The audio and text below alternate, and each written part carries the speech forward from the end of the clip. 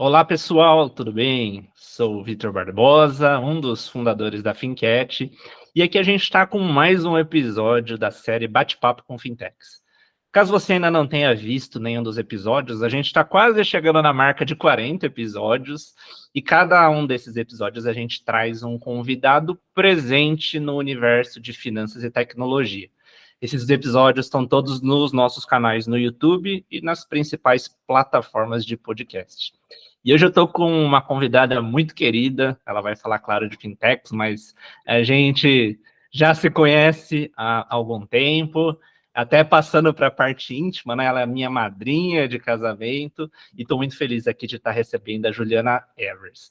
Tudo bem, Ju? Seja muito bem-vinda ao Bate-Papo com Fintechs. Queria agradecer a sua participação e pedir para você se apresentar para o pessoal.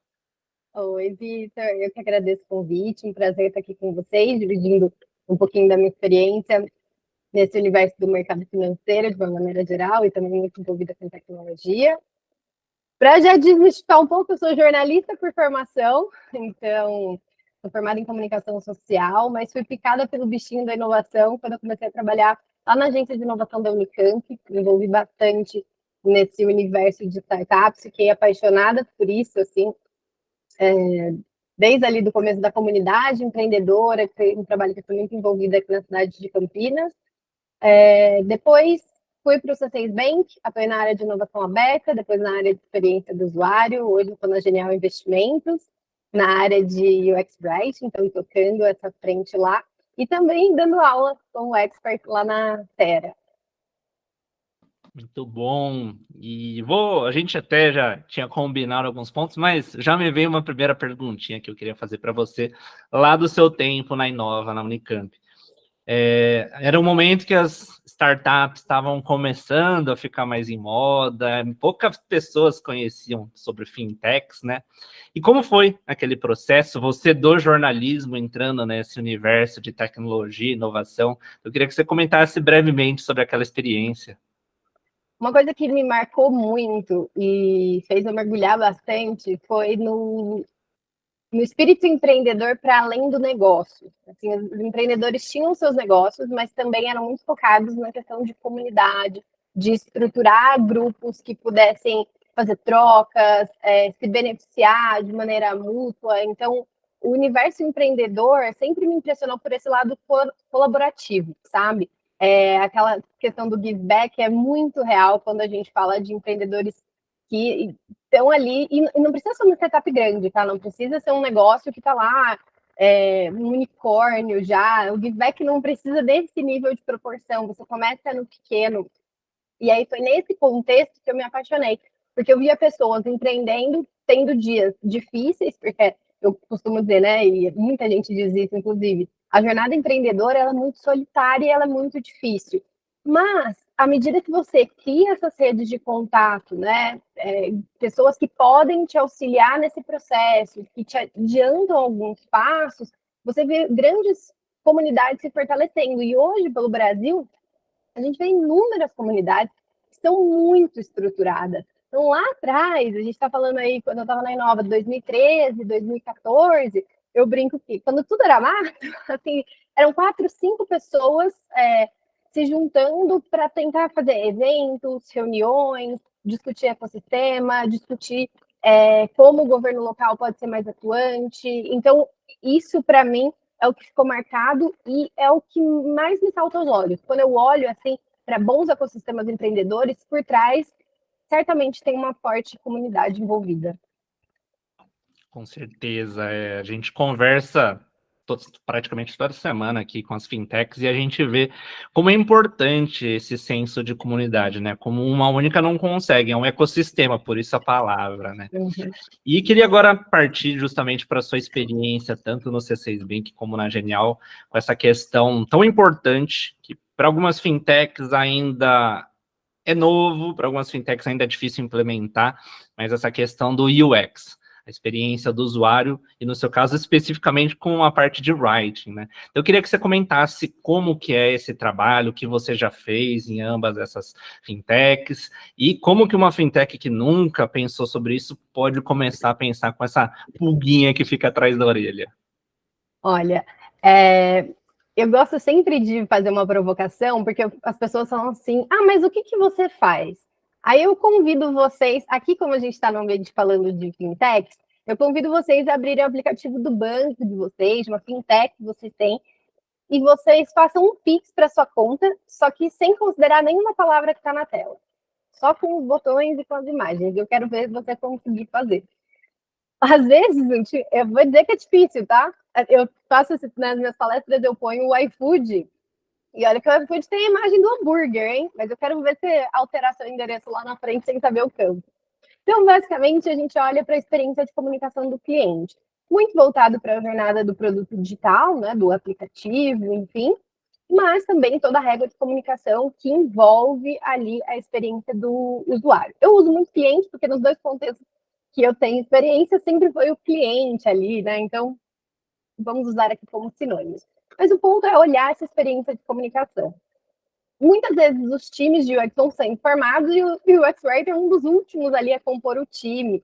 É um dos últimos capítulos que chegam para integrar o time. Mas eu defendo muito que o UX Writer seja envolvido, né, dentro de uma primeira concepção de time, porque a gente está falando de experiência de comunicação.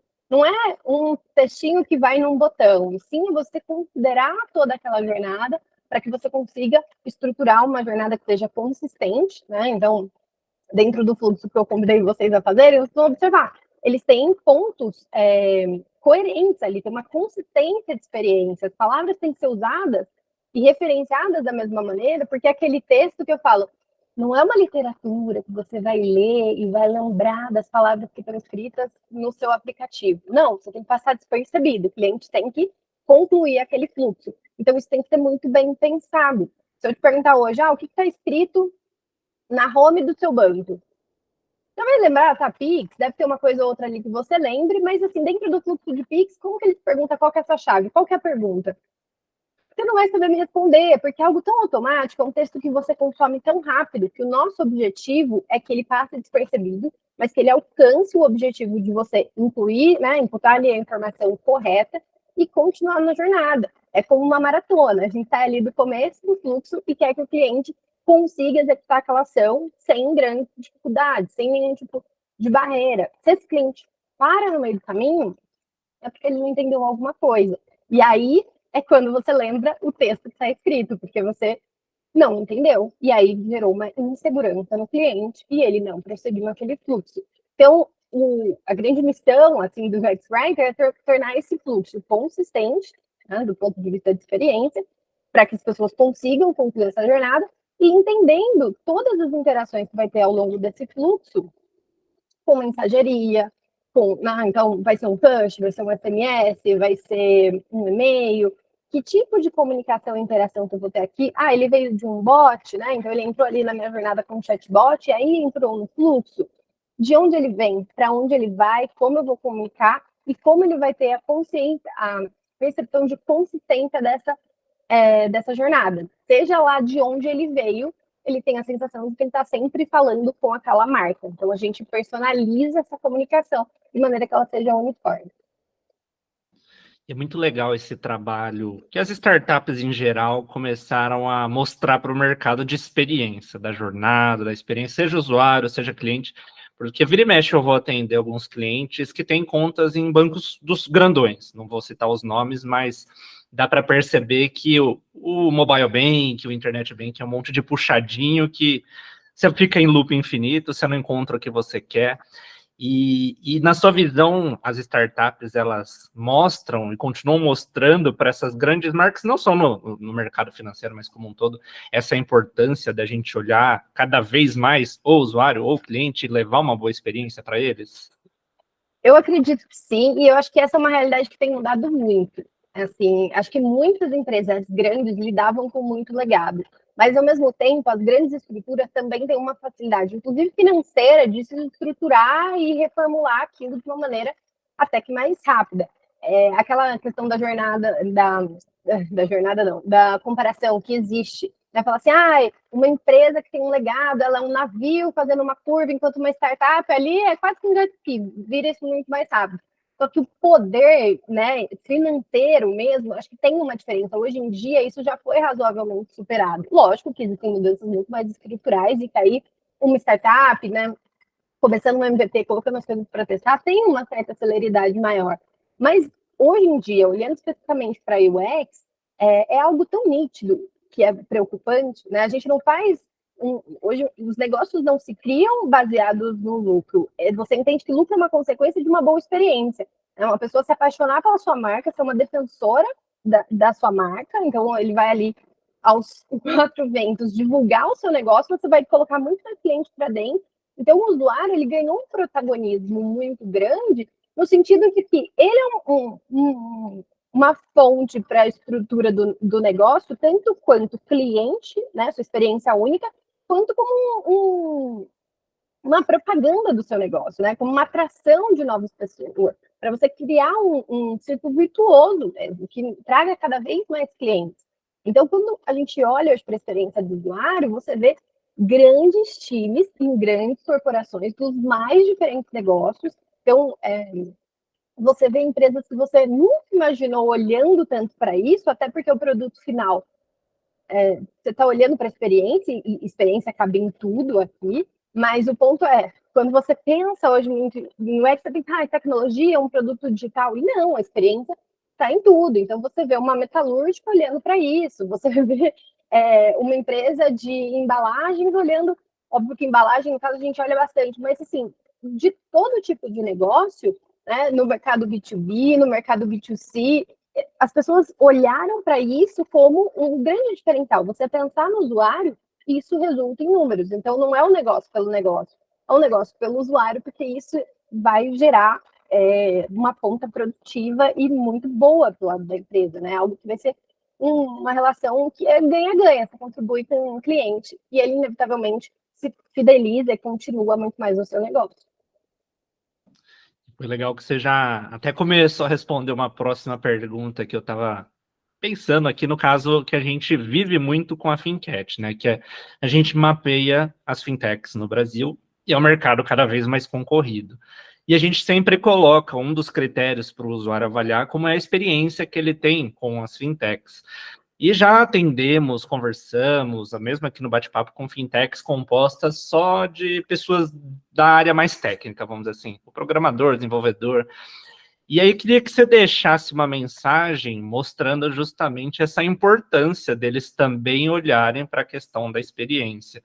Afinal de contas, é um mercado cada vez mais concorrido, é um mercado cada vez mais internacionalizado também, né? Várias fintechs de fora entrando.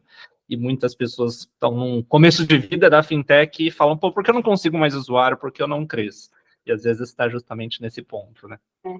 Tem uma etapa muito importante, né, quando você está estruturando uma startup, que é o seu processo de validação do seu negócio. Às vezes você tem uma ideia de um negócio e que ela é muito boa, mas é um problema só seu. Tem muito empreendedor que não validou e que acha que achou a galinha dos ovos de ouro, porque esse é um problema que atinge diretamente ele, mas às vezes esse não é um problema de todo mundo. E quando a gente pensa em validação, a gente já está falando de experiência do usuário. Então, e eu consigo dar uma série de exemplos que você, sem ter a área, sem ter o nome, você está pensando em experiência do usuário. Então, a parte de pesquisa, ela é muito importante, porque você consegue validar e criar muito em cima dos insights que você tem baseado no seu cliente, no seu usuário, no seu potencial usuário. E até entender quem é esse cliente, porque às vezes você tem uma ideia de negócio tão clara e às vezes ela realmente é um problema, só que você está focando no público errado. Eu vi algumas startups que eu conheci ao longo do caminho, já vi bastante pitch por aí, e às vezes ele está focando no nicho errado. Tem um mercado, um potencial muito maior ali do lado, mas que ele só vai descobrir com pesquisa. Óbvio que tem nessas redes, como a gente falou, nessas comunidades, algumas pessoas podem te dar o caminho das pedras, mas a etapa mais rápida de você chegar lá é validando e revalidando constantemente o seu negócio. E aí a gente está falando de pesquisa, a gente está falando de mapear essas necessidades do cliente para entender qual problema você resolve para estruturar um negócio que efetivamente tem um impacto. Então, esse é o primeiro ponto. Quando a gente trata de um produto digital, inevitavelmente a gente vai passar por todo o UI disso, né? Todo o design de interface. E interfaces que sejam funcionais, não adianta essa tela bonita, tem que ser funcional. E bonita também, porque né, é um elemento importante, fica mais convidativo. Mas isso faz parte de todo o pensamento para você estruturar a interface. Então, você vai olhar para isso em algum momento, se você estiver construindo um produto digital. Olhe com bastante cuidado, para que isso seja funcional, para que você entenda qual é a jornada que eu vou construir. Essa é a jornada mais rápida? Há necessidade que ela seja mais rápida? Também isso é um ponto, porque às vezes é passar, passar, passar, mas a pessoa está contratando um produto super complexo. As letras miúdas são importantes, elas precisam não ser miúdas, inclusive, elas precisam estar ali claras para o cliente. Então, você tem uma noção de qual é a melhor jornada, que melhor converta, no sentido de que o cliente conclua aquela ação. E não só do ponto de vista de interface, mas também do ponto de vista de comunicação. Então, quais são as interações que eu vou fazer com o meu cliente ao longo desse processo? Então, vamos aqui pegar o exemplo do iFood. Vou lá pedir meu lanche. Então, eu entro, eu escolho, tem umas 2, 3 salas. Então, primeiro eu vou lá, escolho o que eu quero comer na hambúrguer. Aí vai aparecer todas as hamburguerias. Aí eu vou escolher minha hamburgueria, eu vou ver o cardápio, vou escolher o lanche que eu quero. Aí do lanche que eu quero, todas as especificidades daquele lanche. Aí eu quero sem picles, com mostarda, nananana. Tudo isso tem um monte de texto, um monte de imagem, um monte de ação nessa sequência. Escolhi, coloquei no meu carrinho, peguei a minha bebida, passei, coloquei meu endereço, tudo certo, paguei. A hora que eu pago, vem uma confirmação. Logo na sequência que acontece um push. O pedido está sendo preparado. E aí fica aquela... No meu, eu tenho um iPhone. Na frente fica... O Android acho que também fica. Aquela telinha que fica o acompanhamento de cada passo. E ele vai te dando lembretes. Olha, o motorista tá... O motociclista está indo para o restaurante. Ele está com o seu pedido. Está a caminho da sua casa. Vai te mostrar uma mapinha. Olha o tanto de interação para pedir um lanche na sua casa. Então, essas jornadas, elas precisam ser pensadas. E quais são as interações de comunicação que eu vou ter para que ele consiga passar cada uma? Quando a gente fala, nossa, tanta tela que eu passo assim? É bastante tela, é bastante texto que você consome, é bastante elemento visual, componente. Como que é o jeito mais fácil de você inserir um endereço, buscar um CEP? Então, tudo isso é muito pensado do ponto de vista de funcionalidade e de experiência. Quando você olha para o seu negócio, inevitavelmente você olhou para tudo isso. E tudo isso é experiência. E tudo isso é a base do seu negócio, né? Você olhar para o seu cliente, é a maneira como ele vai transacionar dentro da sua plataforma e como você vai comunicar com ele, como você vai conversar com ele. Então, isso é muito essencial. Olhar para isso, óbvio que depende do nível de maturidade do negócio. Eu entendo que negócios, né, early stage, estão ali começando no bootstrap, com o negócio começando real oficial. Eu entendo que você não vai ter um time de 3 pessoas olhando para isso, até porque é você e mais 3. Né? Então, é difícil a gente começar. Mas o ponto principal que eu acho é não perder de vista. É entender que isso é experiência, isso é um importante fator para o sucesso do seu negócio, não o único, mas um importante fator, e ter isso sempre em mente, porque à medida que o seu negócio for avançando, né, construído nessa base, nesse berço que é quase que de ouro, você olhar para isso desde o D0, é você conseguir dar passos mais largos para o seu negócio se estabelecer, né, de pé ali, funcionando, dando certo, e para que futuramente você consiga estruturar um time. Tem tempo certo para dizer isso? E tem. Às vezes é um pouco mais no começo, às vezes é um pouco mais para frente, mas como eu disse, é não perder esse norte desde o começo de todo mundo. Muito bom, lição de casa, então, para as fintechs que estão nos assistindo, é olhar como que está justamente essa experiência. Para os usuários, é realmente perceber que não são só meras telas, né? Entender toda essa jornada. E agora, partindo para a nossa parte final do bate-papo, eu queria aproveitar a sua experiência como jornalista, comunicador e com um belo trabalho que você tem feito nisso. Qual é o cenário que a gente tem com muitas das fintechs, né? Então, o pessoal tem a ideia, começa a investir, chega aquele momento que quer crescer. Só que para crescer, justamente, precisa de recursos. E nesse meio das startups é muito comum a busca de aceleradoras, fundos de venture capital, investidores anjos. Só que justamente é um processo que você precisa saber se comunicar bem. E aí muitas vezes entra o tal do pitch, que gera dor de barriga, dor de estômago em muito startupeiro, empreendedor. Aí eu queria justamente que você desse algumas dicas para esse pessoal e justamente já até pegando um gancho nisso, quem quiser se aperfeiçoar, quem quiser treinar, quem quiser aprender mais, como que você pode ajudá-los nesse sentido? Não contei no começo, guardei segredo, olha só. Mas eu já vou responder a segunda parte, depois a gente entra no pitch, que eu acho que a gente alonga um pouco mais. Eu gosto muito de comunicação, sempre gostei, e hoje eu tenho um perfil no Instagram, que é o @para falar bem, que eu dou dicas de comunicação, de oratória, às vezes tem várias dicas de UX lá, então vocês já tem o combo completo, a gente faz várias lives, inclusive, sobre o assunto, então quem quiser está convidado a participar. E eu dou dicas para as empreendedoras, sempre deixo ali algumas diquinhas para como usar a comunicação como uma alavanca para o próprio negócio. Agora, voltando para o contexto do pitch, depende muito do nível de maturidade da empresa, tá? Mas eu que vou dar dicas desde quem está começando até empresas mais estruturadas, startups que sejam mais estruturadas. Primeiro, tenha clareza do problema que você resolve. Que nem eu disse lá no começo. Às vezes, a gente acha que a gente tem um problemão na mão. Nosso negócio, nossa, vai ser unicórnio daqui 6 meses. Pois o ponto é, às vezes é um problema só seu. Ele não deixa de ser um problema, mas às vezes ele é um problema de um grupo tão pequeno que você vai ter uma dificuldade de escalar o seu negócio. Lembrando, né? O que é o conceito de uma startup? Um negócio que ele é escalável. Para ele ser escalável, você precisa atingir um número grande de pessoas. Isso não significa assim, você pode ter um negócio nichado, mas ele não pode ser nichado a ponto de ter ali meia dúzia de pessoas, porque isso não vai ser rentável para você. É um negócio que você vai atender uma necessidade muito específica. Então, ter clareza do problema que você resolve é um primeiro ponto. Eu acho que isso precisa estar muito claro no pitch. Quando você vai fazer, precisa entender se você está fazendo um pitch de vendas ou um pitch de captação, porque isso também muda um pouco a estrutura, mas o ponto é, na captação, no final do dia, você quer dinheiro entrando. E aí, o fundo que está te assistindo ali, pensando se vai investir, ele precisa entender a oportunidade de negócio que ele tem por trás.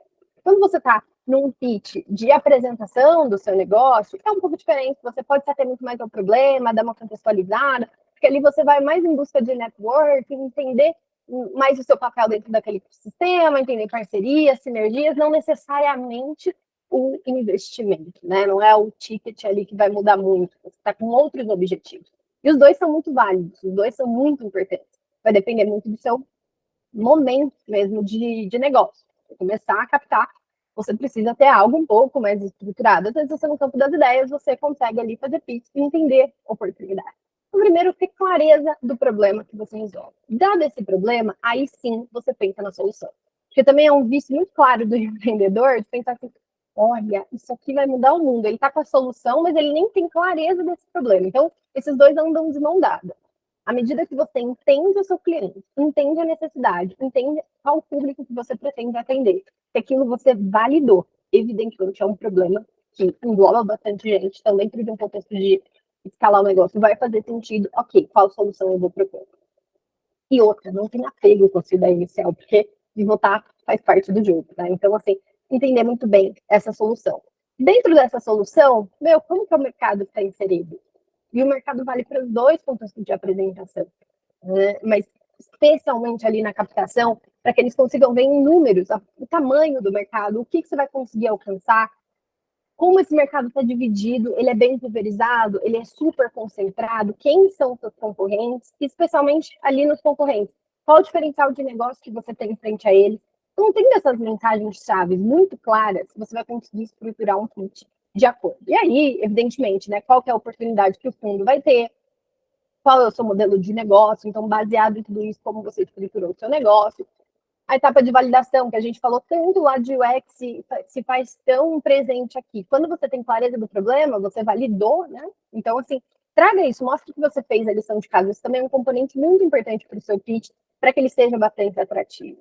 E aí, você estrutura essas ideias, né, dentro do que é mais relevante, de acordo com o contexto. Uma dica, né? Se você vai fazer um pitch de captação, tenha clareza da tese do fundo que você vai buscar. Então, fundos têm diferentes teses. Tem alguns que priorizam determinados mercados, determinados tipos de negócio, de modelo de negócio, enfim. Tenha clareza de qual é a tese daquele fundo. E aí, essa foi uma dica que eu ouvi de um fundo. Eu só não vou falar, porque eu tenho dúvida se foi na palestra de um ou de outro, para não errar a referência, não vou falar, mas eu vi isso de um fundo enorme, um fundo de investimento lá de São Paulo, que ele falou assim, liste todos os fundos que você tem interesse, do maior interesse, de ter o cheque que você mais quer, para o que você menos quer. E aí comece pelo menor, porque o pitch é treino. Então, assim, vai treinando com aqueles que se não der certo, você não vai sentir muito, assim. Você não vai sentir muito. Vai doer, mas assim, você não vai sentir muito. Porque a cada apresentação para um fundo de investimentos, você vai ter uma sinuca de bico ali que você vai ter que sair. E aí, quando você chega no que você mais quer, você vai estar muito mais preparado. Ou preparada. Então, você vai estar muito mais... você tem um repertório muito maior. Porque algumas perguntas, elas são comuns nesses contextos de pitch. Né? Então, vai perguntar do modelo de negócio, vai perguntar do problema, qual que é o seu diferencial, expressar um pouco o diferencial, especialmente se ele for muito alinhado com a tese do fundo. Então, pensa, ele investe em vários negócios que tem sinergia com o seu. E uma expertise que é inegável. Então, vão trazer perguntas importantes, né, provocativas. E às vezes podem ter perguntas que você nem tem a resposta exata. Mas esteja preparado também para essas perguntas, porque, né, parte importante. O pitch, o elevator pitch lá, temos 5 minutos, você não vai conseguir passar por tudo. Mas tente passar para as ideias principais que as pessoas se interessem para que a rodada de perguntas que venha na sequência seja muito proveitosa. Então, estruture de uma maneira que você consiga percorrer pelos principais pontos, aqui a gente citou alguns deles, hierarquize de acordo com a apresentação que você tem. Então, é um pitch de vendas, é um pitch de captação, qual é o contexto que eu estou inserindo, qual é o meu objetivo, estrutura isso e treina muito, muito. Quando você tem um reloginho ali cravado, né? Às vezes é 5, 6 minutos, 10 minutos, treina muito. Grave 1000 vezes para você ter o controle da sua apresentação. Isso significa o quê? Você saber onde você consegue correr, onde você não consegue correr. Deixa o reloginho ali marcando e às vezes você atrasou, se detalhou muito mais um ponto. O que eu tenho daqui para frente que eu consigo dar uma acelerada, que não é ponto tão crucial do meu negócio, que eu posso passar? Às vezes é aquele slide de time lá na frente, que ao invés de se apresentar todo mundo, você fala, esse é o time que faz esse negócio acontecer. Então, próximo. Então, ali, em 2, 3 segundos, você já ganhou um respiro, né? Para você ter um pouco mais de fôlego antes que te interrompam. Então, são esses macetes em termos de estrutura. E em termos de desenvoltura e performance no dia, primeira coisa, treine muito antes, treine 1 milhão de vezes, treine em contextos diversos. Então, do mesmo jeito que você vai treinar com vários fundos, até que você chega no que você mais quer, vou ter um monte de treino do lado, mas antes de ir no primeiro, treina com a sua equipe, treina com a família, treina com o amigo, treina com o vizinho, treina com quem não entende nada do seu negócio, treina com quem entende tudo do seu negócio, porque vão surgir perguntas. Com quem não entende, como você simplifica alguns contextos. Com quem entende muito, como você explica bem a parte técnica de uma forma que eles vejam o valor naquilo que está sendo apresentado. Então, estrutura, grava, filma você apresentando, é importante. Não é assim filmar, igual a gente está aqui sentado, tô aqui fazendo meu pitch. Não, é em pé, é falando, é se colocando, é usando bem os braços, usando bem seu corpo de maneira geral, para que tudo isso expresse a sua vontade de fazer aquilo acontecer. Né? A gente sentado é de um jeito, a gente em pé é totalmente de outro. Então, filme isso, porque é um componente importante desse show, né, dessa hora do show, como eu costumo dizer.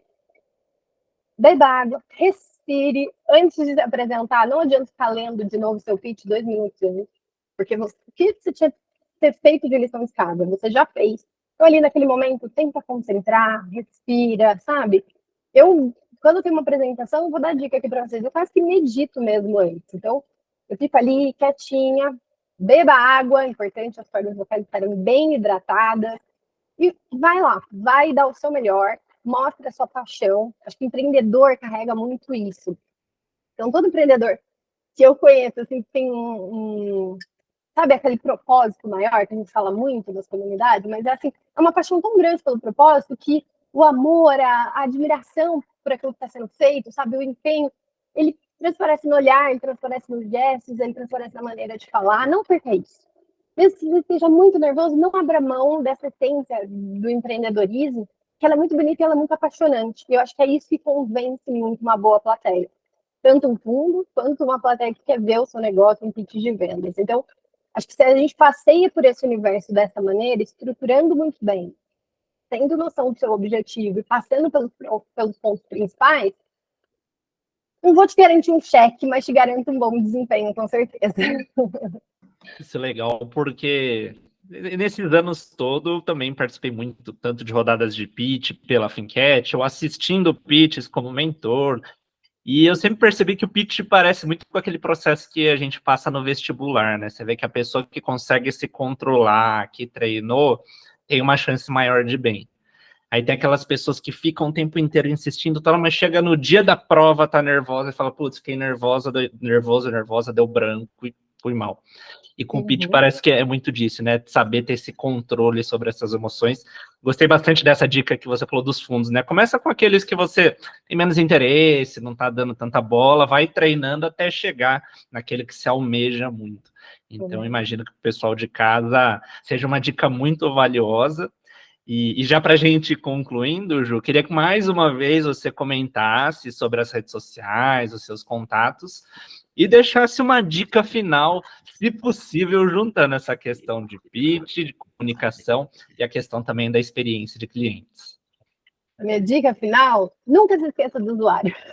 Porque o usuário, ele pode ser tanto a pessoa que vai interagir com o seu produto, tanto a pessoa que vai assistir sua apresentação. Você tem que pensar em algo focado, óbvio que alinhado aos seus objetivos, sejam eles de negócio, sejam eles de negócio de uma maneira geral, né? Mas nunca se esqueça de quem está do outro lado, porque isso é um fator importante. A relação tem que ser ganha-ganha. Então, nunca se esqueçam deles. E nunca se esqueçam dos UX Writers também, que são muito importantes para o seu negócio. E deixando aqui meus contatos, bom, quem quiser me adicionar no LinkedIn, Juliana Evers, um W, um pouquinho difícil de escrever, mas vai estar na legenda em algum lugar. Vai estar na descrição e no título, isso. Então não tem jeito de errar. Não vai ter jeito. E o Instagram do Pra Falar Bem é bem facinho, é @pra falar bem, então convido vocês a seguirem. A gente, inclusive, está com matrículas abertas para a nossa turma 4, então um treinamento de oratória para apresentações, e vale para tudo, vale até para pitch. Então, ao final a gente faz as apresentações, os alunos recebem um feedback estruturado meu. Se você tiver interesse também, só seguir lá, as inscrições estão abertas. E é interessante porque às vezes você fala, pitch é coisa de startup e tal. Eu lembro que um dos programas de aceleração que a gente passou, o mentor que estava falando de pitch falou, você faz pitch quando é o filho com o pai, você faz pitch com a sua esposa, você faz pitch no seu trabalho. Então até você em casa que não tem uma startup, não esteja pensando, o pitch e justamente esse trabalho que a Ju faz é enriquecedor para praticamente todas as áreas da nossa vida, porque a gente depende da comunicação, né, Ju? Exatamente. Não é à toa uma das competências mais valorizadas pelas empresas, né? Você tem a habilidade de se comunicar, você tem uma capacidade, com certeza, de liderar, de fazer bons acordos, de ter um lado ali político que envolve o trabalho também. Então, você negociar, você articular, você defender a sua área, o seu produto, a sua ideia. Então, a comunicação é base fundamental, uma soft skill importante para que você consiga galgar muitas outras coisas ao longo da carreira, né? Muito bom. Pessoal, então esse foi o bate-papo com a Juliana Evers. É o que eu sempre falo também, vá continuar esse bate-papo com ela, então se conecta nas redes, LinkedIn, Instagram, porque com certeza pode agregar muito para você. Ju, mais uma vez, muito obrigado, agradeço também a todo mundo em casa, e sempre aquele convite, né, deixa o like, se inscreve no canal, porque com a comunicação a gente sempre traz coisas muito legais aqui também. É isso aí, obrigada, Mi, obrigada para todo mundo que nos fez companhia até aqui, espero que tenha gostado e a gente espera vocês nas redes sociais. Isso aí, gente, até o próximo episódio, Bate-Papo com Fintechs. Tchau, tchau.